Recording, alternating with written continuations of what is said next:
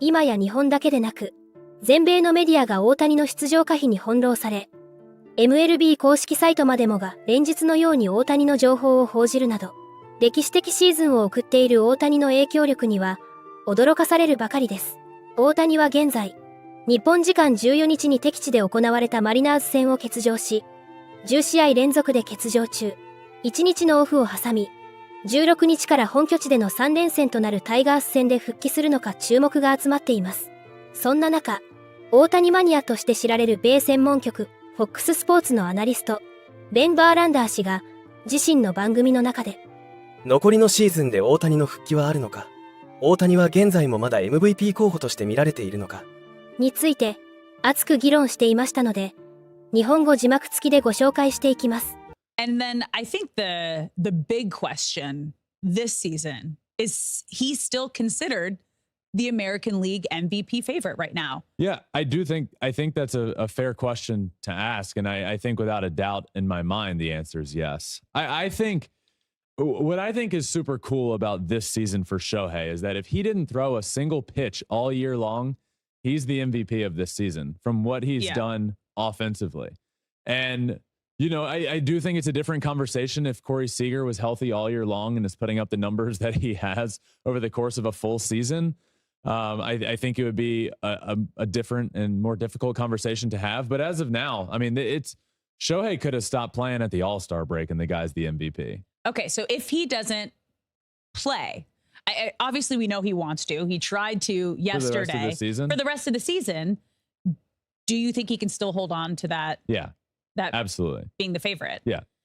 Then my next question, do you think he should play the remainder of the season? I mean, obliques are tricky and there's no timetable of exactly when you can come back from it. It's been 8 straight games and he tried to come back yesterday, scratched 2.5 hours before the game. That's a different conversation, which we can have. But ultimately, you know, I think we have a pretty good understanding of the drive that Shohei Ohtani has at this point. And if he's willing, if he's healthy to play, he's going to play.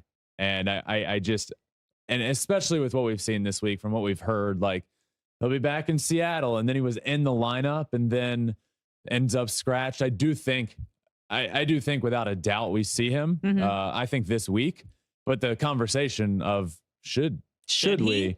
And I think that's a conversation that is everybody should be able to have, and it's fine. But ultimately, it doesn't matter. It doesn't matter what we all think. Honestly, it doesn't matter if Shohei tomorrow went to the Angels and said, "Hey, my oblique is acting up, and I think it's time to shut it down for the year." Then the Angels would. Ultimately, this decision comes down to Shohei, and the dude loves playing baseball, and he's not going to sit out the last 3 weeks of the season. He's just not. And we can have the conversation of should he? It doesn't matter. He's going to play. He wants to play. He doesn't want to be off the field. And we're going to see him this week back in the lineup. And absolutely, I think I'm excited to see him because at this point, missing those 8 games, 50 is going to be tough. But I mean, let's see him in the last 3 weeks of the season go after 50. I mean, how cool would that be? また、大谷の FA 移籍先について、バーランダー氏はドジャースを最有力候補として挙げ、その理由についても話していました。Alex, let's start with what we've heard about the upcoming free agency with Shohei and what was said that he's prioritizing winning a championship over location, over being out west, which is something that we actually discussed months ago on the show of what is he looking for? And remember, we ranked we ranked it, and number 1 was winning. Yeah. And I do think, and this is the report here from Jim Bowden, Shohei Ohtani prefers the quote potential to win championships over his preference to play on the West Coast. Now, certainly there's locations that both of those are possible. Yeah. But I think winning is his number 1 goal. And we discussed that. And I do think he would like to find, this is speculation, I think he would like to find a place where both are possible.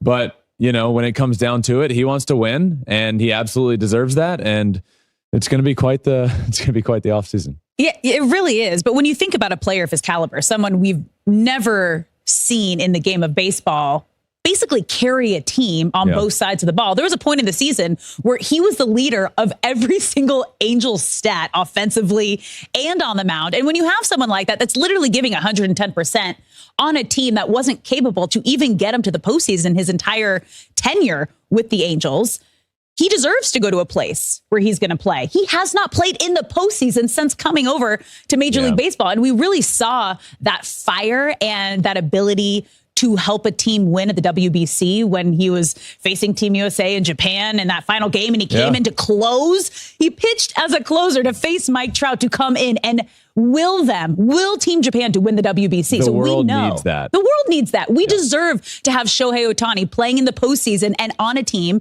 that has the potential to win a championship. I mean, hands down, that's exactly what he should do, and it's what he's going to do. I've felt like the Dodgers is the likely and best fit for a while now. I just, I just feel like that's the one it's the Dodgers. They have the money. They are win now. And there are other West Coast teams. And I know that's not the priority, but there are other teams that are also in win now mode that I think are ready to win. And John Heyman came out with this list of teams that will be in on Shohei Ohtani, which at the top of that is the Dodgers.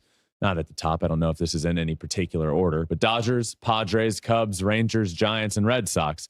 And they're not there, but I'm going to add the Mariners just because would they be able to pay Ohtani? The Mariners have the money and I don't think for years, I just feel like the Mariners have like gone all in, and sometimes it doesn't work, but it just feels like they are an organization that does have the money and the willingness to spend it. And I could see that. So I would add them to that list. I mean, Ohtani also spent his offseason up there in Seattle too. And when we were there for the All-Star game, the fans are already...